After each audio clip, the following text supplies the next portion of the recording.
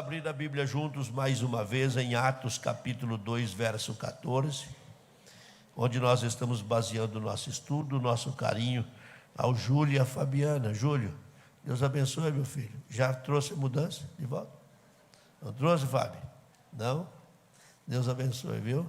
São bem-vindos. Nós estamos juntos estudando ao longo desses dias, nas terças-feiras, a respeito de um assunto muito interessante. No capítulo de número 2 e o verso de número 17, até mostramos isso aqui domingo de manhã, é uma expressão bíblica. E nos últimos dias acontecerá, diz Deus, que do meu espírito derramarei sobre toda a carne. O meu conceito é de que a gente ainda não experimentou o derramamento do Espírito Santo.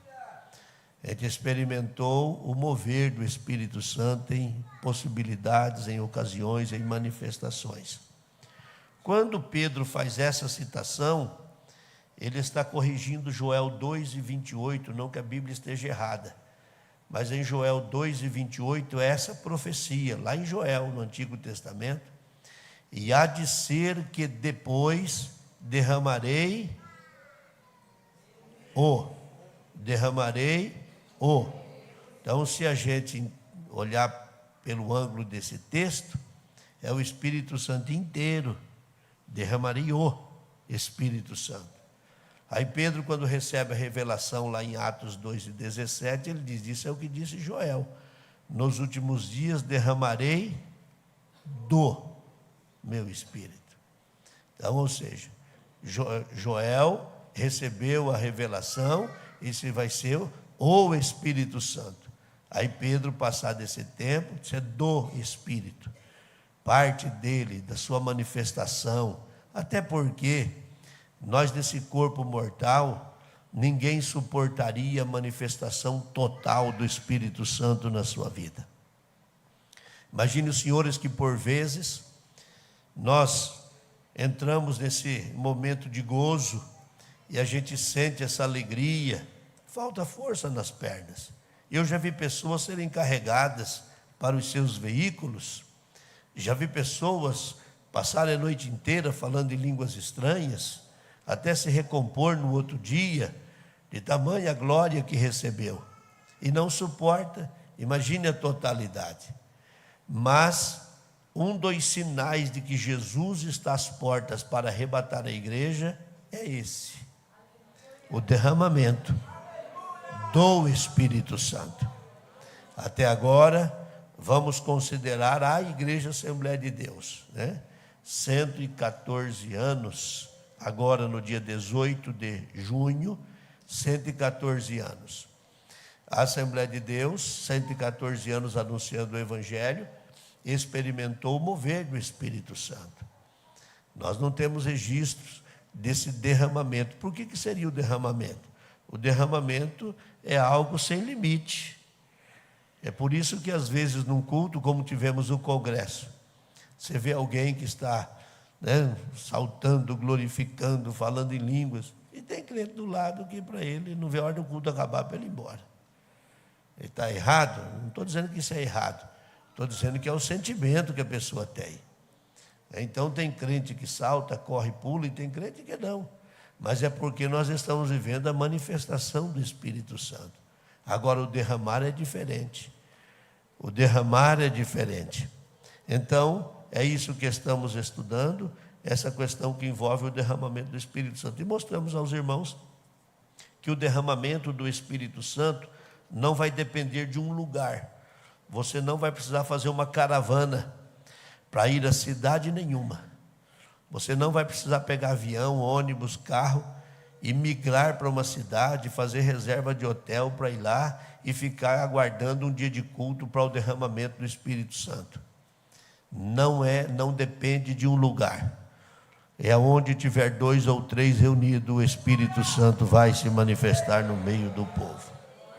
Também mostramos aos irmãos que ele não depende de lugar. Então, alguns casos que nós já tivemos de manifestação serviu para aumentar o desejo na gente também de buscar.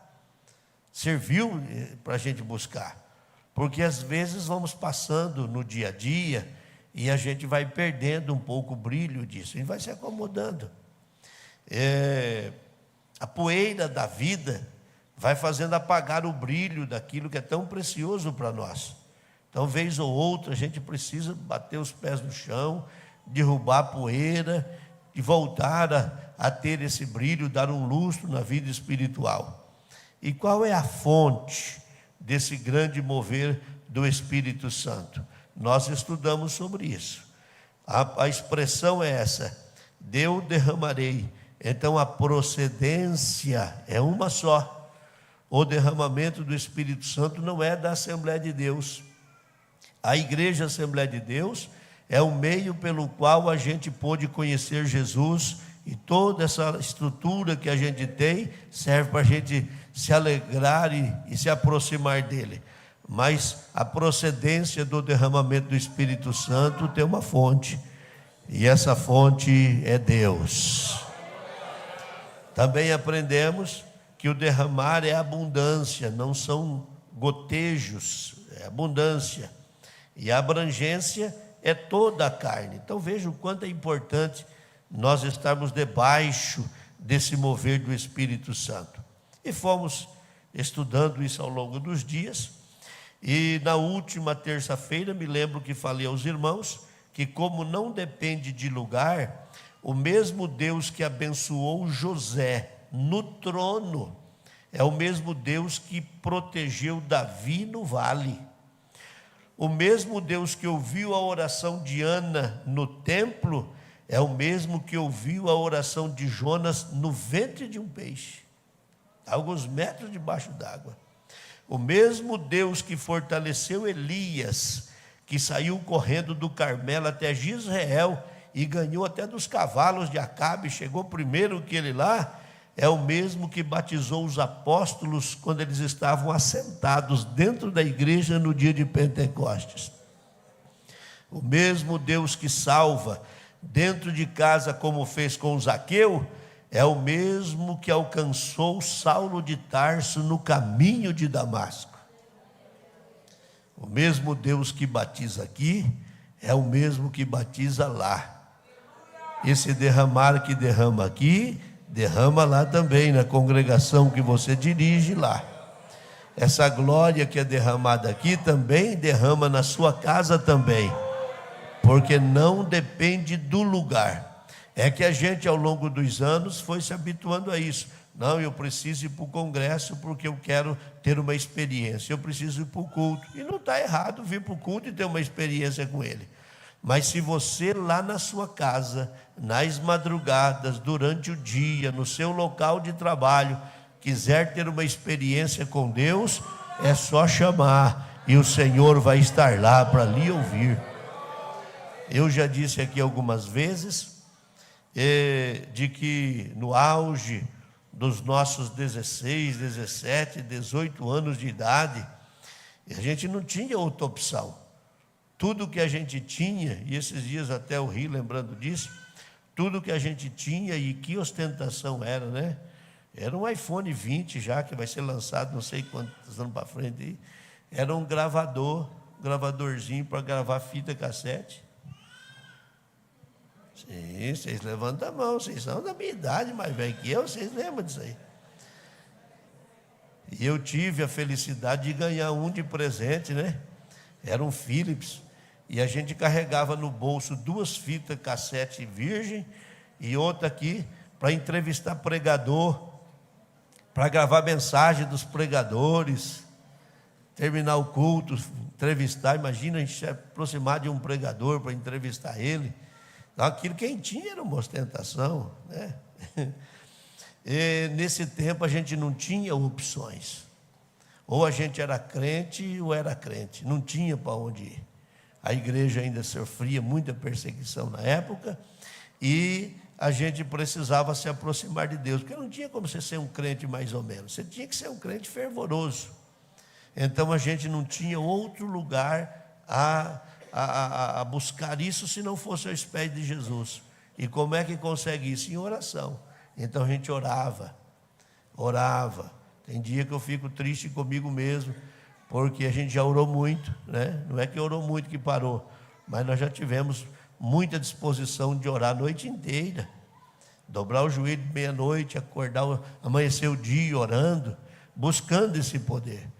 Jejuar, e eu não aconselho ninguém a fazer isso, mas jejuar, porque faltava ensino para a gente. Ele não tinha esses ensinos, né?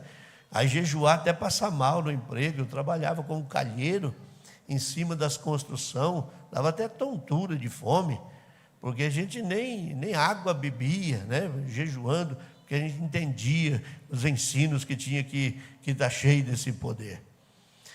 Mas Deus nos visitava, às vezes dentro de uma borracharia, às vezes dentro do templo, às vezes no banheiro de uma loja que eu fui trabalhar com 18 anos de idade, não tinha onde orar, e dava uma vontade de orar, não tinha o que fazer, ia lá e dobrava o joelho dentro do banheiro da empresa, e ficava lá orando, e não podia nem fazer barulho para os outros não ouvir. Você imagina que desespero, um pentecostal ajoelhado, a glória de Deus lá, você não podia fazer barulho lá dentro, né? Lá dentro, ajoelhado, orando. Mas Deus, extraordinariamente, também fazia coisas lindas. Por exemplo, nesse tempo, eu tive a felicidade de liderar os jovens da igreja por 9 anos. E um dos projetos que eu tinha, porque qual é o projeto que a gente tinha naquele tempo? Não tinha outro projeto a não ser coisas espirituais. Então, qual era o projeto? Todos os jovens batizados com o Espírito Santo, cerca de 80 jovens. Enquanto o último não for batizado, nós não sossega. E Deus nos deu esse privilégio de pastorear essa juventude, na sua totalidade, todos batizados com o Espírito Santo. Claro, né? Ah, pastor, o senhor é saudosista? Não, irmão, eu vivi isso. E dou glórias a Deus, e espero que a gente veja isso acontecer de novo no meio de nós. Ao ponto da gente dobrar o joelho para orar às 2 horas da tarde, tinha oração das 5 às 9, 9 horas tinha escola dominical, acabava a escola dominical, ia para casa almoçar e voltava 2 horas para o ensaio dos jovens. Aí ensaiava os jovens e ia para o evangelismo. Do evangelismo tinha ensaio do coral. Do ensaio do coral, o culto da noite. Então a gente não voltava para casa mais depois do almoço. Todo domingo a gente ansiava essa programação para a gente poder ter tudo isso aí. Que privilégio era aquele, de bicicleta, né? De bicicleta, às vezes debaixo de chuva. Mas algumas vezes, e não é um domingo, era todo domingo. Mas algumas vezes dobramos os joelhos nesse período às 2 horas da tarde. Às 2 horas da tarde. A gente era solteiro ainda, né, irmã Mara? E dobramos o joelho às 2 horas. E quando a gente ouvia, tec, tec, tec, era o irmão Zé Lopes chegando, o porteiro que tinha na igreja, acendendo as luzes para o culto da noite. E os jovens, num domingo de tarde, caído pelo chão, profetizando, batizados com o Espírito Santo e cheios da glória de Deus. Aleluia. Então, o Deus que fazia naquele tempo é o Deus que faz hoje. Se a gente quiser, se nós deixarmos, Ele pode fazer coisas extraordinárias, porque o nosso grupo era pequeno, nós éramos em poucas pessoas. E hoje somos um gigante em número de gente. Se nós deixarmos, Deus pode fazer coisas extraordinárias no meio de nós. O detalhe é que a gente fica preocupado. Nossa, mas hoje a igreja precisa tomar cuidado, porque vem os visitantes. Irmão, o barulho pentecostal nunca espantou crente e visitante. O que espanta as pessoas são os escândalos, os desonestos, né, as conversas. Isso espanta o povo da igreja. Mas o barulho pentecostal atrai pessoas para dentro da igreja. Eu quero dar um conselho a esta querida igreja esta noite, a quem me ouve pela internet. Meu querido irmão, minha querida irmã, vá aos pés de Jesus. A fonte ainda jorra. A fonte ainda jorra. A fonte ainda está viva, a fonte ainda é Deus, a fonte ainda é o céu. E se a gente ouvir o que Jesus disse, muda o nosso conceito. Ele disse: olha, se alguém tem sede, venha até a mim e beba. A fonte está jorrando. Jesus ainda hoje batiza com o Espírito Santo e enche os crentes de poder. O Espírito Santo e esse mover, esse derramamento do Espírito Santo, não depende de uma pessoa. Que bom! Poderemos ser ricamente abençoados e ver pessoas se destacando, homens e mulheres de Deus, quer seja pregando, palestrando, cantando, tocando os seus instrumentos. Mas acreditar que o avivamento vem só por intermédio de uma pessoa dessa é um perigo, porque as pessoas podem nos decepcionar. Na verdade, quando a gente deixa Deus usar, Ele usa por misericórdia, mas não significa que é só por intermédio da gente. Por isso que às vezes eu vejo alguns que dizem: olha, e Deus tem me dado graça, e eu oro e Jesus batiza com o Espírito Santo, como se fosse um dom ou uma graça diferenciada. Eu até acredito que existe a motivação, mas a gente achar que só por intermédio da mão da gente, não. Jesus pode batizar a pessoa com o Espírito Santo onde ele estiver. Se ele buscar, ele pode ser batizado dormindo, ele pode ser batizado dentro de casa, almoçando, dentro do ônibus. Vou repetir aqui o que eu disse em uma ocasião, talvez vá ajudar alguém aqui. Mas eu pude ver isso acontecendo, vivi isso, tive a oportunidade de viver isso, de ouvir hinos, histórias de pessoas que entrou no ônibus, foi batizado. Eu tive a oportunidade de viver isso, de conviver com a pessoa que passou por isso. Já contei aqui aos irmãos numa ocasião, de que dois moços de uma família que eram traficantes de droga, aceitaram Jesus. Aí um deles, trabalhando de pedreiro, atravessava a grande Londrina inteira, pegava 3 ônibus, 2 terminais, pegava o primeiro, descia, pegava o outro, depois o outro, para chegar no local de trabalho. Naquele dia, novo convertido, e ele buscando o batismo, e pedindo o batismo, e queria o batismo. Aí ele está vindo embora, o dia inteiro jejuando, a marmita cheia de comida ainda, e ele está vindo embora dentro do ônibus. Quando ele chega num terminal, ele está sentado, e a glória de Deus desce sobre ele dentro do ônibus, lotado. A marmita na mão, dentro da bolsa. E o Espírito Santo encheu ele, e Jesus batizou ele. E a história que você já ouviu não é a dele, é de outro, mas ela se repetiu. Pararam o ônibus, já mandaram descer, difícil tirar ele dentro do ônibus, soltaram ele longe de casa, e o moço falando em línguas com a marmita na mão, e a mochila na mão, e longe de casa, e cheio do poder de Deus. Ah, pastor, eu não quero passar por isso. Pois bem, eu ouvi o pastor Gesiel Gomes contar uma ocasião que lá na Ilha do Governador, no Rio de Janeiro, onde ele era pastor, também o seu doutor entrou na igreja dele lá, um médico, né? Foi lá visitar porque estava tratando de uma mulher, a mulher foi curada, ele quis ir lá ver o que era isso. E acompanhou os cultos, e se converteu. E aí ele disse no coração, disse: olha, eu me converti, mas eu nunca quero esse negócio aí de ficar saltando, correndo, pulando, isso eu não quero, nunca eu quero isso aí. Seu doutor. Aí sai do hospital um dia e vem na igreja para um trabalho, culto de terça-feira, o pastor José Gomes ensinando, e ele vem, sapato branco, calça branca, camisa branca, né, e senta lá.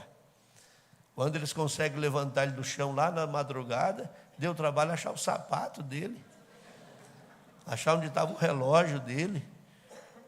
Ah, mas Deus expõe as pessoas assim? Não é que expõe, irmão, é que é mais forte que a gente. A gente não é crente porque não tem o que fazer. Ele não vem para a igreja porque não tem outra opção.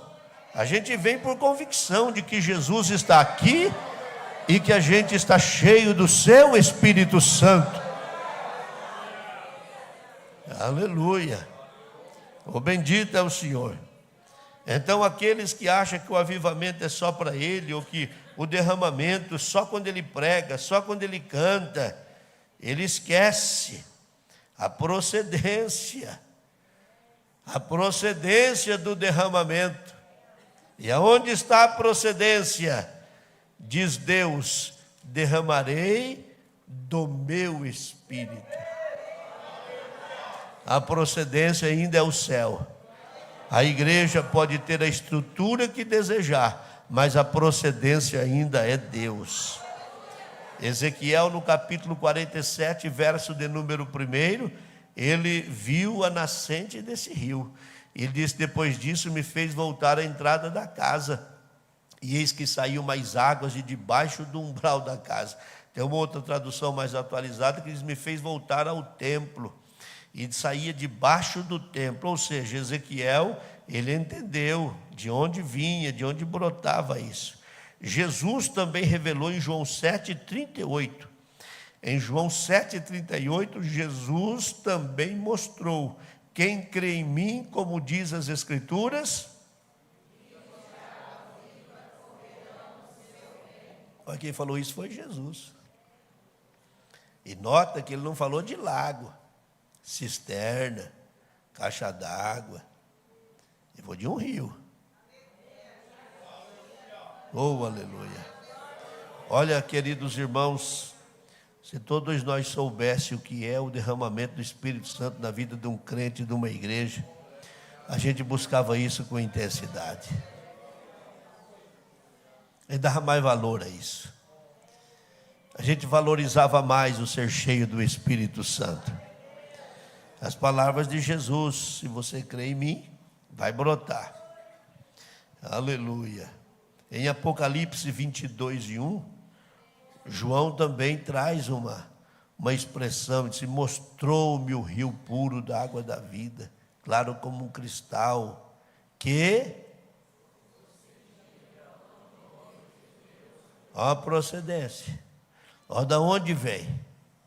O que faz esses crentes, né?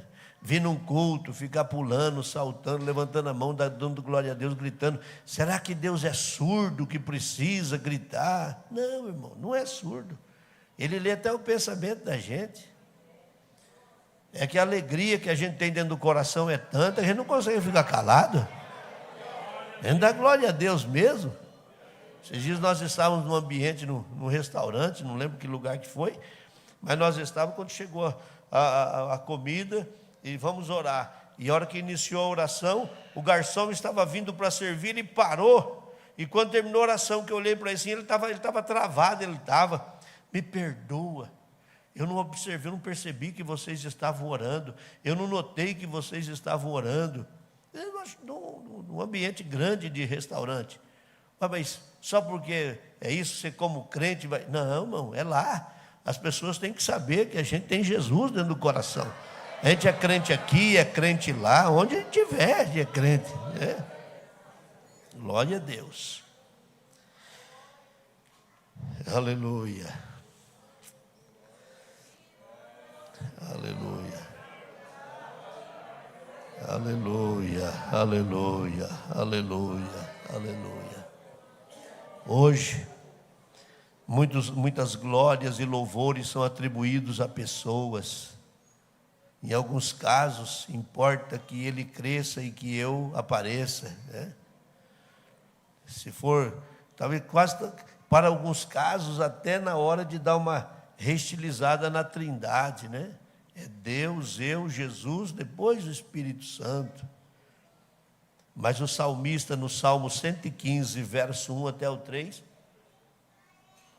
ele disse: não a nós, Senhor, não a nós, mas ao teu nome da glória, por amor da tua benignidade e da tua verdade, porque dirão as nações: onde está o seu Deus?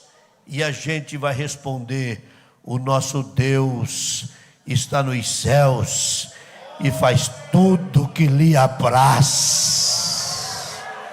Orabacai. Então tudo é dele, por ele, para ele. Precisamos aprender com os serafins de Isaías 6:2. Eu vou encerrar para a gente ouvir as irmãs cantarem mais um lindo louvor. mas precisamos aprender com os 24 anciões de Apocalipse 4, 10 e 11. Em Isaías 6 e 2, os serafins possuíam asas, com duas cobriam os pés, com duas cobriam o rosto, e com duas voavam. Cobrir os pés é santidade, cobrir o rosto é reverência. Olha os serafins, seres que Deus criou para adorá-lo. Deus criou e disse: vocês vão me adorar 24 horas por dia.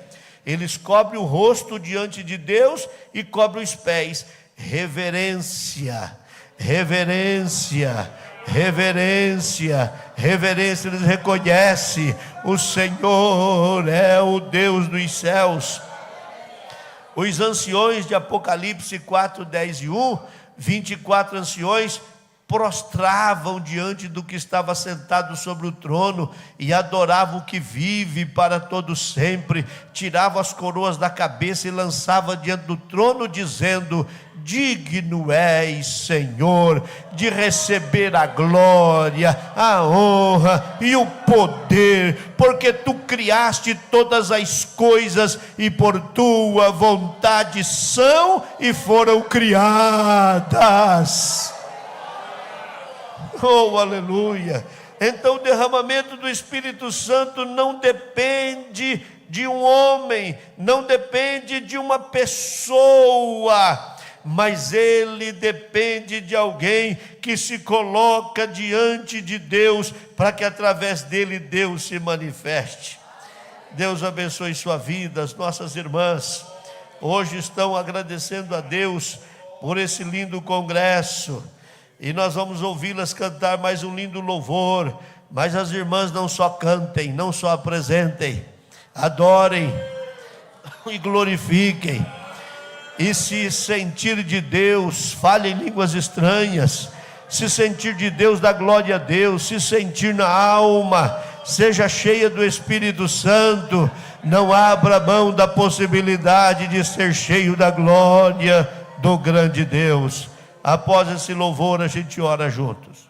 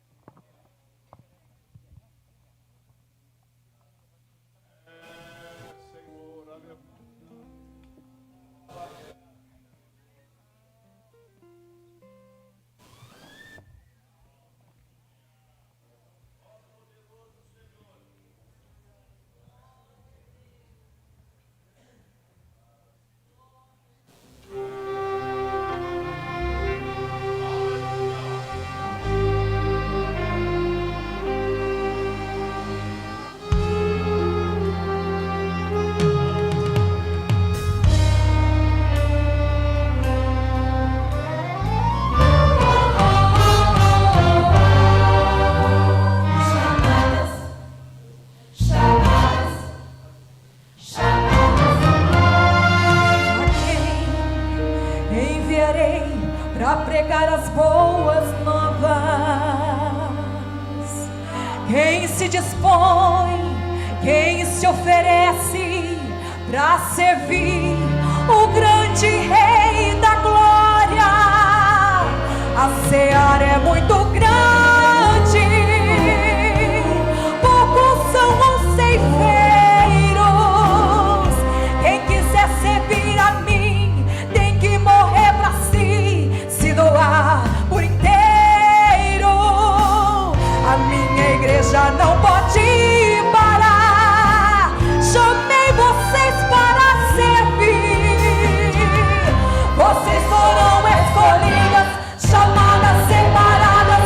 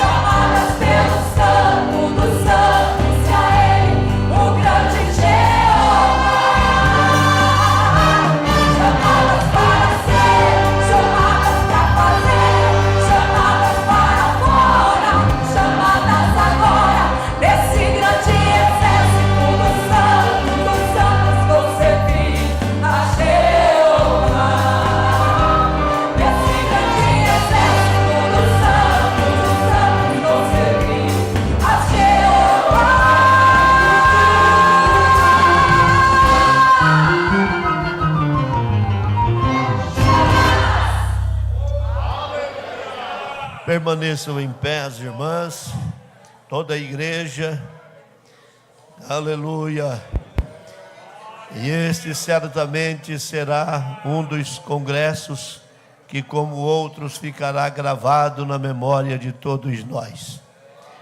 Cada vez que a gente ouvir esses louvores, vamos se lembrar do que a gente passou aqui nesses dias, porque Deus se agradou desse povo. E quando Deus se agrada de um grupo, a sua glória se manifesta lá dentro. Eu vou pedir a gentileza, se possível, todos nós alcançarmos a mão de quem está ao lado e nós fazermos uma oração, a oração da unidade, juntos, orando, agradecendo a Deus pelo privilégio de servi-lo, privilégio de conhecê-lo, privilégio de ter Jesus dentro do coração, chamados para servir.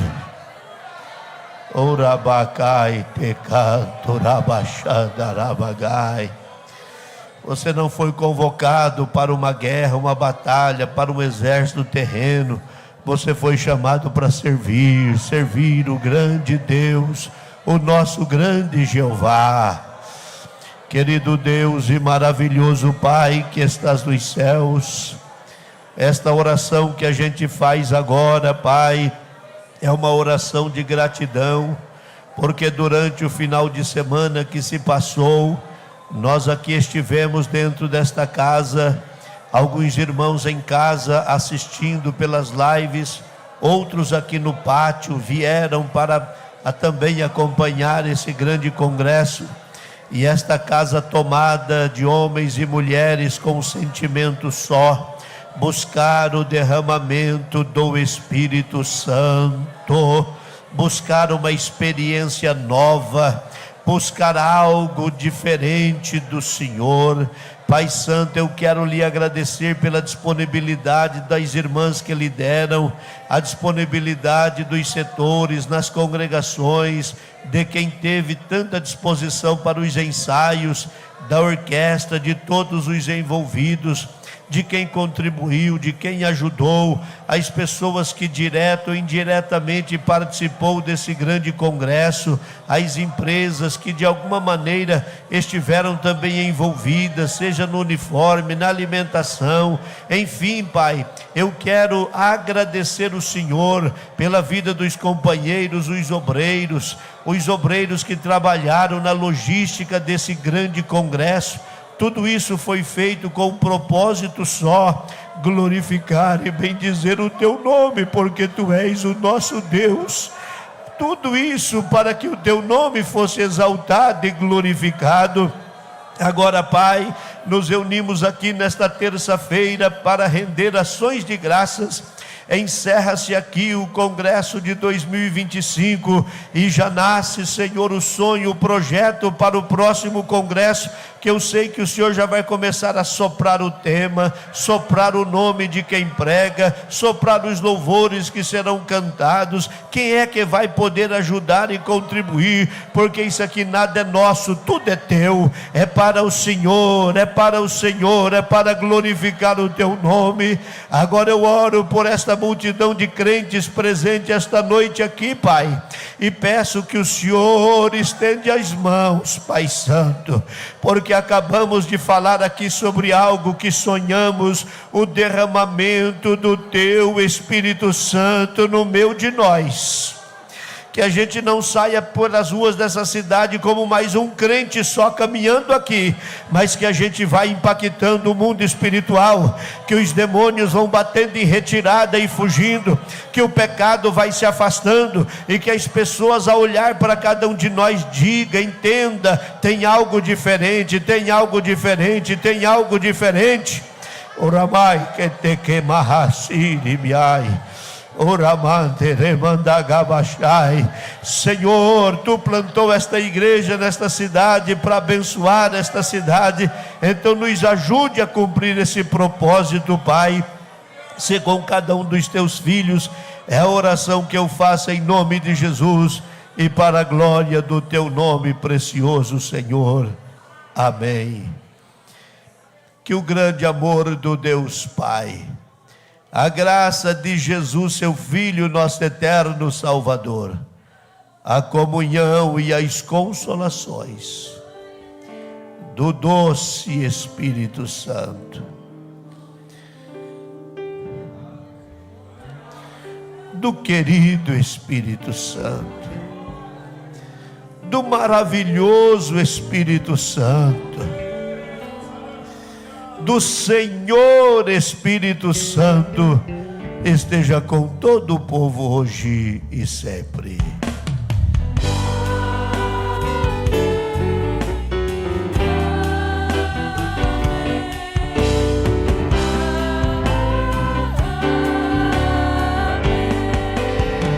Com alegria, celebre ao Senhor.